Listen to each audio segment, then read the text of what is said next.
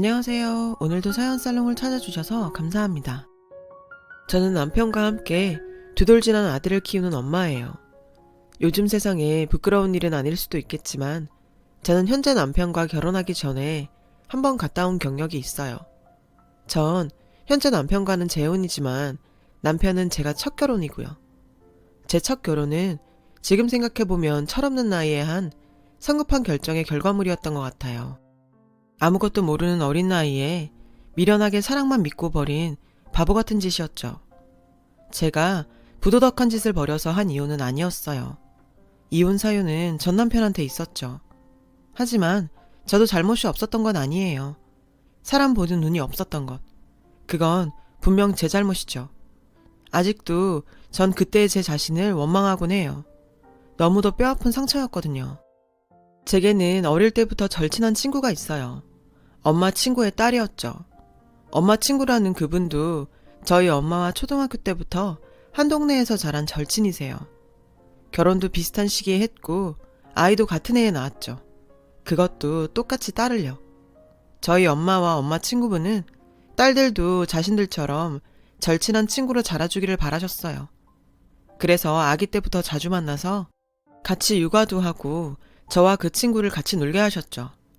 앨범을 보면 그 친구와 제가 함께 찍은 사진이 아기 때부터 수두룩 빽빽하게 꽂혀 있어요.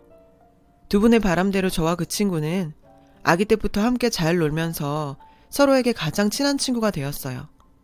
저는 엄마 친구분을 이모라고 불렀어요. 이모 댁이 저희 집과 멀지 않은 곳에 있어서 저와 친구는 양쪽 집과 비슷한 거리에 위치한 유치원에 함께 다니게 되었어요. 유치원에서도 저와 친구는 항상 붙어 다녔죠. 유치원 유아수첩에도 늘 그 친구와 가장 잘 논다고 적혀 있고요. 엄마와 이모는 정말 흐뭇해 하셨죠. 당신들 소원이 이루어졌다고요. 주말에도 가족끼리 만나기도 하고 놀러도 두 집이 함께 다녔어요. 저와 친구도 외동딸이어서 그런지 서로가 서로에게 의지되고 소중한 존재로 자리하게 되었죠. 그래서일까요? 엄마와 이모는 우리는 둘째 가질 필요 없겠어. 따로 형제자매 없어도 이렇게 애들이 서로 잘 노는데 무슨 걱정이야. 라고 하시며 좋아하셨고요. 초등학교에 입학할 무렵에는 아예 저희가 이모네 동네로 이사를 했어요. 그곳이 학교하고 더 가까웠거든요. 저희는 다행히 같은 중학교에 진학할 수 있었고 더욱 가까워졌죠. 학교에서도 같은 반이 아니었음에도 불구하고 등교하는 언제나 함께했고 방과 후에는 서로의 집에 번갈아 놀러가며 숙제도 같이 하고 공부도 같이 하고 놀기도 같이 했어요. 제가 친구 집으로 가든 친구가 저희 집으로 오든 어느 집에서나 서로의 엄마들은 언제나 환영해 주었고요. 물론 다른 친구들도 사귀기는 했지만 서로만큼 마음이 잘 맞고 깊은 얘기를 나눌 상대는 없었죠. 우린 심지어 성적도 거의 비슷했어요. 그러니 성적을 질투해서 멀어질 일도 없었어요. 우린 여고에 진학했죠. 그곳에서도 저희는 늘 붙어 다녔어요. 공부도 늘 같이 했고 성적도 정말 신기할 정도로 비슷한 수준을 늘 유지했어요. 그렇다 보니 수능 결과도 비슷하게 나왔고요. 저는 원하던 학교와 학과가 확고했기에 원서를 넣는데 주저함이 없었어요. 하지만 친구는 그렇지 못했어요. 아직 자신이 뭘 하고 싶은지도 몰랐고 그래서 저랑 성적도 비슷하니 그냥 저와 같은 학교, 같은 과에 지원을 했어요. 우린 초조하게 합격자 발표를 기다렸죠. 다행히 결과는 우리 둘 다 합격이었어요. 대학 합격 기념으로 엄마와 이모, 그리고 우리 둘은 함께 식사를 하러 갔어요. 엄마와 이모는 너희는 대학도 같은 데를 갔으니 우리보다 더 진한 우정을 나눌 수 있을 거라고 입을 모아 말씀하셨죠. 저도 정말 그렇게 될 줄 알았어요. 친구는 제 반쪽과도 같은 친구였으니까요.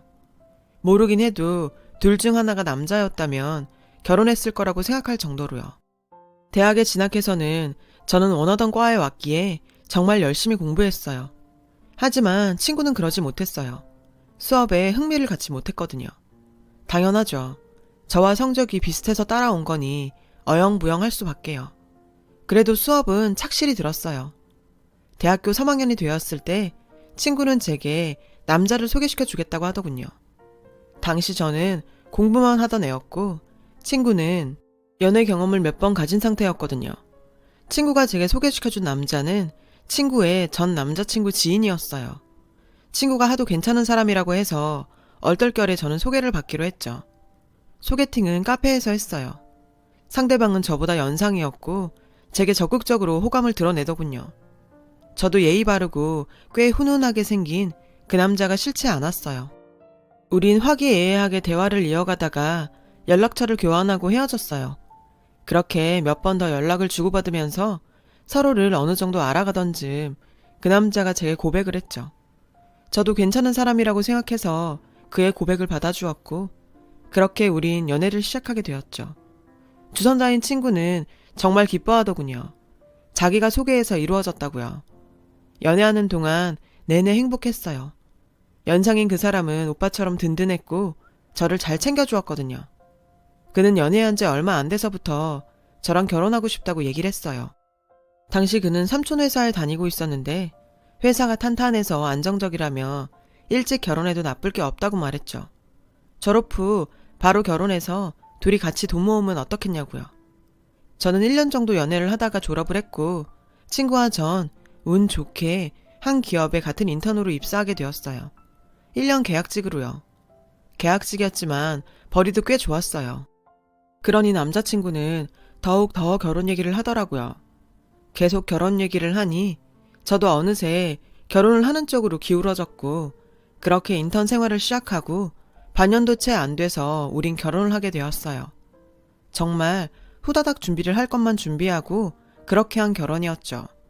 다행히 양가 상견례도 잘 치렀고 혼수와 관련해서도 마찰 없이 잘 끝냈어요.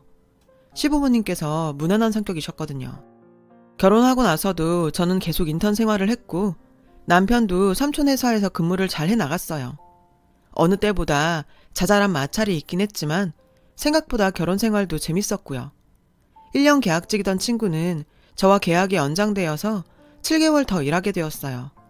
솔직히 정규직 전환을 바라기도 했지만 그래도 안 잘린 게 어디냐며 우린 서로를 위로했어요. 같은 직장 내 절친이 있어서 서로 의지할 수 있으니 앞으로 둘 다 정규직 전환만 되면 이보다 더 좋을 순 없다고 말이죠. 그런데 계약 기간이 끝나기 얼마 전 반가운 소식을 듣게 됐어요. 정사원 언니가 다가와서 그러더라고요. 너 정규직 되겠더라. 축하해. 언니 말로는 자기가 들었는데 제 실적과 성과가 좋아서 정규직 전환이 이미 결정된 것 같다고요.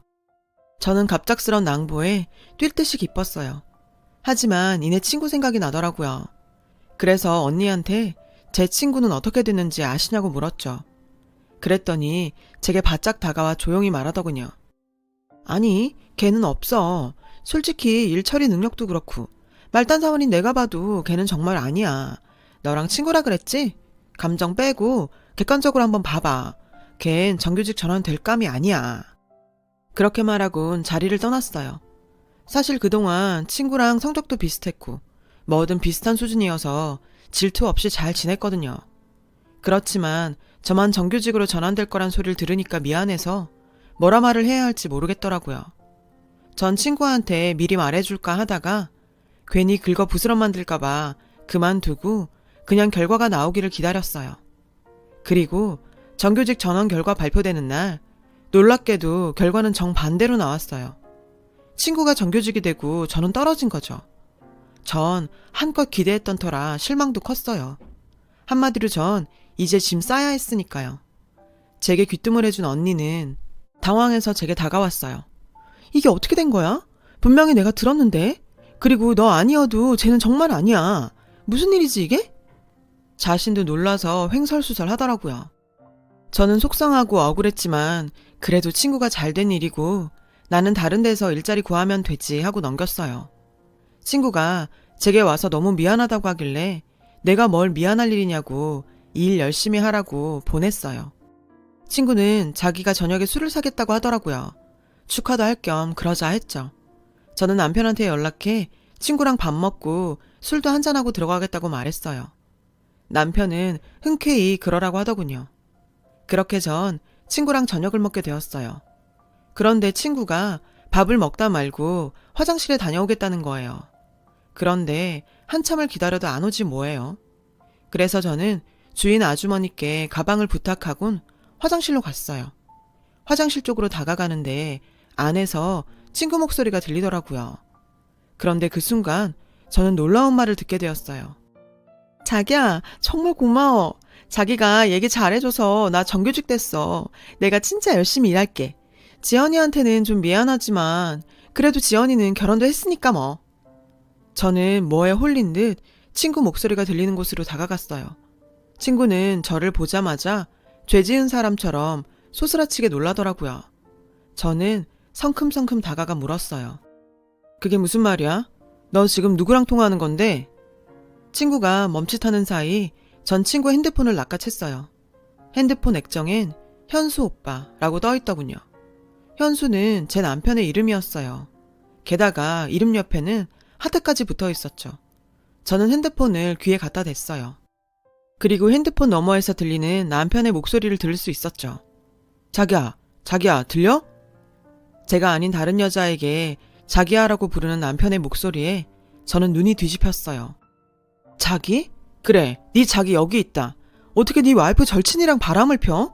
네가 그러고도 인간이니? 어떻게 이런 막장 드라마를 나 모르는 사이에 찍고 있었니? 제 목소리에 놀란 남편이 허둥대며 말했어요. 지연아? 지연이야? 지연아, 오빠가 설명할게. 그게 사실은... 저는 더 듣지도 않고 핸드폰을 친구한테 던져버렸어요. 그리곤 그 자리를 벗어나려는데 친구가 눈물까지 글썽이며 절 붙잡더군요. 지연아, 미안해. 정말 미안해. 내가 사실 회사에서 일을 잘 못했잖아. 그런데 현수 오빠가 회사에 연줄이 있다고 하더라고. 지연이 너는 집에서 주부로 살게 해도 된다고 그래서. 기가 막혔어요. 세상에서 가장 친한 친구와 내 남편이 나 몰래 이런 일들을 벌이고 있었다니. 믿을 수가 없었어요. 기가 막히고 어이가 없었죠. 저는 친구를 쳐내며 말했어요. 그럼 그 자식이 먼저 제안한 거네? 근데도 너는 나한테 말도 안 하고 그걸 받아들이고 유부남까지 만났고? 기가 막힌다 정말. 이혼 소송할 때 너도 피해갈 생각 마. 너희 엄마도 다 아시게 될 거니까. 친구는 제 말에 하얗게 질려서는 제발 엄마한테는 이야기하지 말아달라고 빌었지만 저는 무시하고 그대로 집으로 돌아왔어요. 집에 돌아오니 남편은 바로 제 손 붙들고 빌더라고요. 그런 남편한테 내 몸에 손대면 경찰한테 바로 신고할 거라고 말하곤 큰 가방에 대충 옷가지를 챙겼어요. 집을 나와 염치불고하고 대학 동기의 자취방으로 향했어요. 전 동기 앞에서 얼굴을 붉히며 사정을 얘기했고 동기는 고맙게도 자기가 더 화를 내주며 여기 있어도 된다고 했어요. 전 도저히 부모님 얼굴 뵐 낯이 없어 친정엔 갈 수 없었죠. 인턴 근무도 끝났겠다. 다음날 바로 인터넷 뒤져서 이혼 전문 변호사를 알아보곤 다음날로 바로 변호사 사무실로 찾아가 소장을 보냈어요. 남편과 친구가 제 핸드폰으로 불이 나게 연락을 하고 문자도 보냈지만 저는 다 무시하고 이혼 준비를 진행했어요.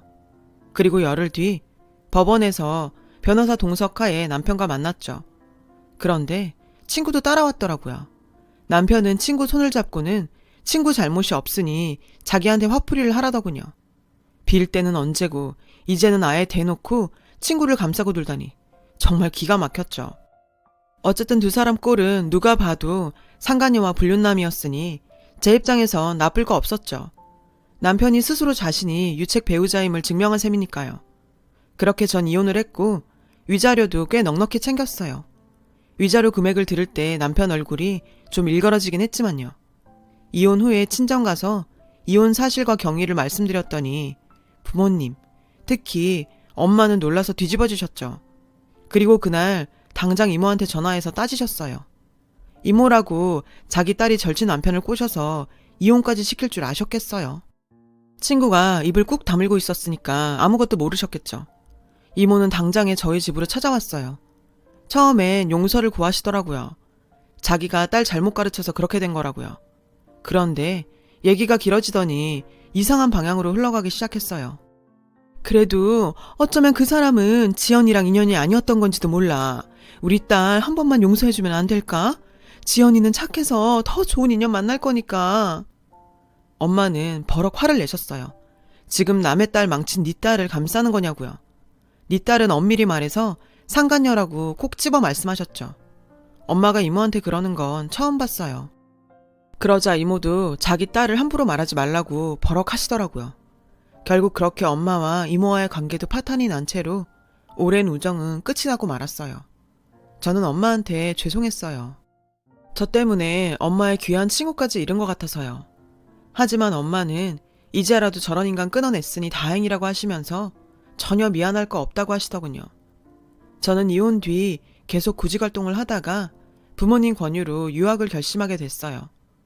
위자료 받은 걸로 유럽 쪽 대학원에 지원해 보려고요.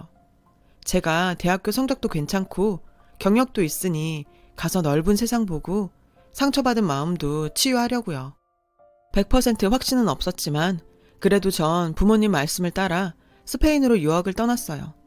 처음엔 적응이 힘들었지만 그곳에서 마음도 정리하고 공부도 하면서 저도 회복되는 기분이었어요. 무엇보다 거기엔 절 이혼녀라고 눈치 주는 사람들이 하나도 없더라고요. 이혼할 때 법원에서 어른들이 젊은 나이에 이혼한다고 수군대는 소리도 좀 들었거든요. 그런데 스페인에선 그런 말을 하는 사람이 없어서 좋았어요. 그렇게 저는 열심히 대학원을 다녔고 졸업할 즈음에는 남자도 만나 연애를 시작했어요. 스페인 남자였는데 참 선하고 바른 사람이었죠. 제 과거의 상처를 듣고도 저를 위로해주고 늘 한결같이 절 아껴주었어요. 그 남자가 바로 지금의 제 남편이에요. 남편과 저는 한국과 스페인에서 각각 한 번씩 총 2번의 결혼식을 올렸습니다. 한국에선 부모님만 모신 채 간략하게 치렀죠. 현재 한국에서 살고 있어요. 남편네 회사가 한국에 지사를 설립하면서 한국에서 근무하게 되었거든요. 한국에 돌아온 뒤 집 정리를 하느라 정신없이 지내던 어느 날이었어요. 우연히 대학 동기를 통해 친구 소식을 들을 수 있었죠. 친구와 전 남편이 살림을 합쳤다고 하더군요.